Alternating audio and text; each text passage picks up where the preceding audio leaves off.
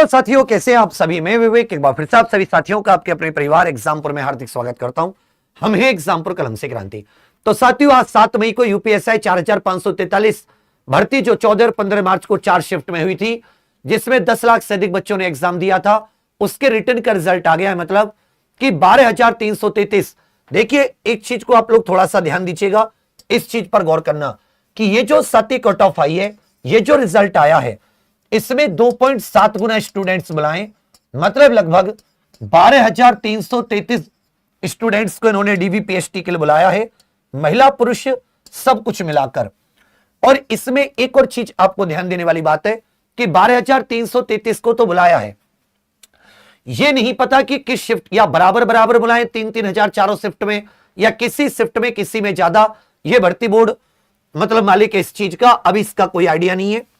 दूसरी चीज, 2.7 गुना स्टूडेंट्स को, तो अगर साथी 10-11 लाख के करीब स्टूडेंट्स ने एग्जाम दिया था, तो आप ऐसा समझिए टॉप 1.2% के करीब, इतने परसेंट के करीब स्टूडेंट्स को बुलाया है।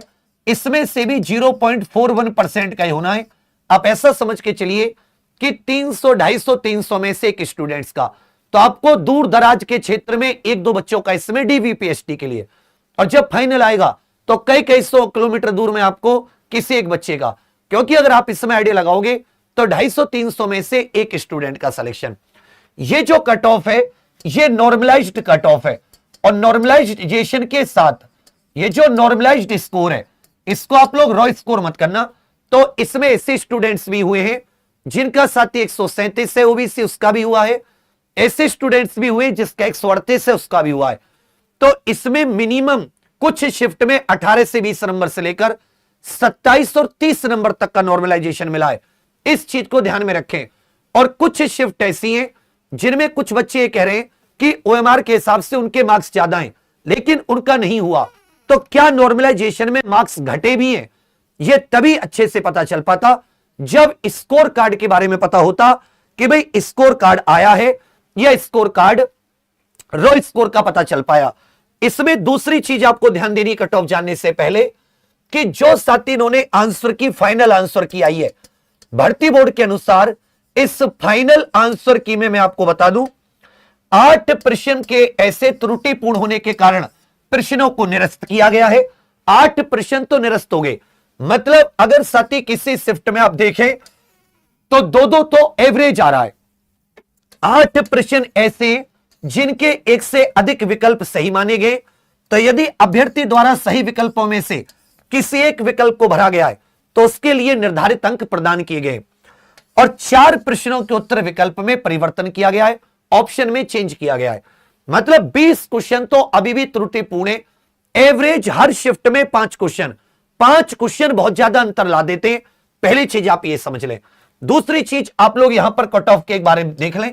यह नॉर्मलाइज्ड कट ऑफ है, जो साथी जनरल की 400 में से जनरल पुरुष 369.87, जनरल लड़की 360.50, ईडब्ल्यूएस पुरुष 364.41, ईडब्ल्यूएस महिला 353.22, ओबीसी पुरुष 364.56, ओबीसी महिला 353.76, अनुसूचित जाति पुरुष 350, अनुसूचित जाति महिला 337.94, अनुसूचित जनजाति पुरुष 334.65, अनुसूचित जनजाति महिला 306.91। अगर आप इसमें परसेंटेज में देखें, नॉर्मलाइज्ड स्कोर है, तो साथी जो नॉर्मलाइजेशन मिला है वो 18-20 नंबर से लेकर और 27-30 नंबर तक का मिला है। लेकिन किस शिफ्ट को ज्यादा किस शिफ्ट को कम ये नहीं पता चल रहा। किस शिफ्ट से कितने स्टूडेंट इन्होंने इस 12,333 में, क्या चारों शिफ्ट में बराबर बच्चे लिए, ये भी पता नहीं चल रहा। और किसको कितना, क्योंकि नॉर्मलाइजेशन इंडिविजुअल होता है, ये भी क्योंकि रॉ स्कोर पे नहीं लगी है, नॉर्मलाइज्ड स्कोर है। और परेशान मत होना कि मेरी कट ऑफ पर डाउट उठाओ। अगर आप 25-25 नंबर का नॉर्मलाइजेशन का मतलब होता है 12-12 क्वेश्चन। 12 क्वेश्चन का मतलब हुआ कि अगर 136 है तो 12 बनकर 148 बनते हैं। हम लोग रॉ स्कोर के हिसाब से बताते हैं, और इसमें जो आई है वो नॉर्मलाइज्ड स्कोर है। सेकंड चीज, ये अगर देखोगे 90%, ईडब्ल्यूएस ओबीसी 91%, ये 350 देखोगे, ये सब साथी आपको मार्क्स 85, 80% इसी तरह महिलाओं में भी ये 90% जो मार्क्स होते हैं ये मायने रखते हैं। तो ये भर्ती बोर्ड पर भी सवाल उठता है, उसने नॉर्मलाइजेशन किस प्रकार किया है, क्योंकि बहुत से बच्चे कट ऑफ से ऊपर हैं तब भी उनका नहीं हो रहा, बहुत से बच्चे को यह नहीं पता चल पा रहा कि उसका कितना है। दूसरी बात, फाइनल आंसर की में इन्होंने प्रश्नों को निरस्त इत्यादि किया है, किसी को ज्यादा दो विकल्प भी माने, यह भी एक महत्वपूर्ण है। इसमें जो आपके डीवीपीएसटी है वो 7 मई के तीसरे सप्ताह में, और जो दौड़ है वो इन्होंने जून का बताया हुआ है, दौड़ का जून में। एक चीज और ध्यान दीजिएगा, जिसका रिजल्ट आएगा कुछ इस प्रकार से दिखेगा, यहां पे लिखे रहेगा कांग्रेचुलेशंस यू आर शॉर्टलिस्टेड, कहीं कहीं अंग्रेजी हिंदी दोनों में और कहीं कहीं ये केवल इंग्लिश में, तो डाउट मत करना। रोल नंबर, रजिस्ट्रेशन नंबर, अभ्यर्थी का पूरा नाम, फादर्स नेम, फिर एक 138 पेज की पूरी पीडीएफ है, एक बार आप उसमें भी अपना रोल नंबर और रजिस्ट्रेशन नंबर सबके सब रिजल्ट चेक कर लें, सबके सब अपनी आंसर की को देख लें। और अगर साथ ही आपके रिजल्ट में एग्जाम्पल का थोड़ा सा भी योगदान है तो हमने यही कमेंट्स में गूगल फॉर्म भर रखा है, गूगल फॉर्म को आप लोग सबके सब जरूर भर दें, जिससे कि साथी जैसे आपके माता पिता खुश होते हैं वैसी खुशी हमें मिलती है जब आपका रिजल्ट आता है। जिनका नहीं हुआ और जिनका हुआ है दोनों ही इस बात से परेशान है कि नॉर्मलाइजेशन कितने मार्क्स का मिला है, क्योंकि अब तो 150 वाला भी अपने आप को अनसेफ समझ रहा है, उसे पता नहीं चल रहा कि मेरे साथ हुआ क्या है, नॉर्मलाइजेशन में घटे बढ़िए क्या हुआ है। तो हम लोग सबके सब मिलकर इस आवाज को उठाने के लिए तैयार हैं कि भर्ती बोर्ड को तुरंत के तुरंत स्कोर कार्ड जारी करना चाहिए, पहली चीज। दूसरी चीज, किस शिफ्ट से कितने बच्चे बुलाए हैं, क्या चारों शिफ्ट को बराबर उस नजर से देखा है, किस शिफ्ट से कितने अभ्यर्थी, एक महत्वपूर्ण पॉइंट यह आ जाता है कि किस शिफ्ट से कितने अभ्यर्थी हैं, क्या चारों शिफ्ट को इन्होंने एक बराबर नजर से लिया है, क्योंकि जो पेपर देने जाता है उसको नहीं पता होता कि पहली शिफ्ट टफ है, सेकंड है, थर्ड है, कौन सी है, वो तो अपना पेपर दे के आ रहा है। तो अगर किसी एक शिफ्ट से ज्यादा किसी से कम, यह भी बहुत ही बड़ी नाइंसाफी है। तो रो स्कोर आना चाहिए, किस शिफ्ट से कितने मार्क्स, और भर्ती बोर्ड को यह क्लियर करना चाहिए कि जो कैंसिल किए या डबल आंसर माना है जिन क्वेश्चंस का, वो किस तरीके से, तो जिससे कि भर्ती बोर्ड कह रहा है पारदर्शिता, उस पारदर्शिता पर कोई उंगली ना उठा पाए। इसमें हम आवाज उठाने के लिए तैयार है, लखनऊ तक चलने के लिए तैयार है, इसमें हम लोग साथ देंगे।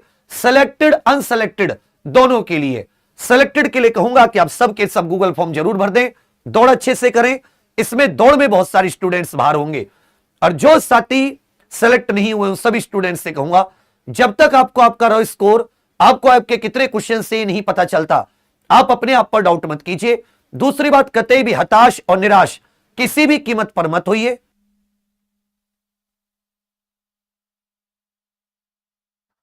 और कतई भी साथी हताश और निराश बिल्कुल भी मत होइए।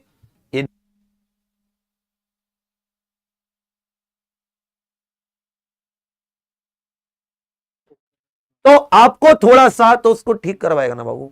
तो एक चीज आपको जरूर देखनी होगी, कतई भी मन में हताशा, कतई भी अपने मन में निराशा नहीं लानी, जब तक कि आपको यह ना पता चले आपके साथ हुआ क्या है, कितने मार्क्स घटे बढ़े। कई बच्चों के ऐसे भी मैसेज और कॉल आए हैं, जैसे एक एक्स सर्विसमैन भाई साहब का आया कि भाई सर मेरे मार्क्स 10, 12, 15 नंबर ज्यादा हैं, रो मार्क्स इससे भी, लेकिन फिर भी मेरा नहीं हो रहा। तो क्या किसी शिफ्ट में उन्होंने घटाए भी हैं? यह भर्ती बोर्ड को नॉर्मलाइजेशन का गणित भी पारदर्शिता के लिए बिल्कुल सही करना चाहिए। हम लोग इसमें साथ हैं हर तरीके से, ठीक है भैया। बाकी जिसका हो उसके लिए बहुत सारी शुभकामनाएं, बधाई हो। जिनका नहीं हुआ अभी अपने आप को निराश हताश मत कीजिए, कोई एक रिजल्ट आपके जीवन का पैमाना नहीं हो सकता। बहुत मेहनत अच्छे से की होगी, बिल्कुल पॉजिटिव माइंड से आपको आपका रिजल्ट मिलेगा। नहीं की होगी तो थोड़ी सी और कमी रह गई है, उन प्रयास करके उसको ठीक कीजिए। लेकिन तब जब कि आपको यह पता हो कि स्कोर कार्ड आपका रॉ क्वेश्चन कितने सही है कितने नहीं है, किस शिफ्ट में आपका एग्जाम में, और साथ ही आपकी कितने क्वेश्चन क्या कैंसिल कैसे करके किया है, और नॉर्मलाइजेशन का गणित क्या है। इसके ऊपर मैं 8 बजे एक इवेंट कर रहा हूं नॉर्मलाइजेशन के ऊपर, भर्ती बोर्ड से निवेदन भी करेंगे, और भर्ती बोर्ड लखनऊ जाना पड़ा तो हम लोग बच्चा लखनऊ भी जाएंगे आपके स्कोर कार्ड के लिए, जो कि आपके लिए इस समय बहुत महत्वपूर्ण है। जो सेलेक्टेड है उनको भी नहीं पता हम कितने नंबर से बाहर है, और जो अनसेलेक्टेड है उनको भी नहीं पता। तो यही अभी आपको कहना था बाकी सबके सब गूगल फॉर्म जरूर भर देना। थैंक यू सभी को, धन्यवाद मेरी बात सुनने के लिए। 8 बजे नॉर्मलाइजेशन को हम लोग जरूर करेंगे और भर्ती बोर्ड से नॉर्मलाइजेशन की पूरी जानकारी देने का आप लोगों को मांग करेंगे कि यह बिल्कुल पारदर्शिता के लिए जरूरी है।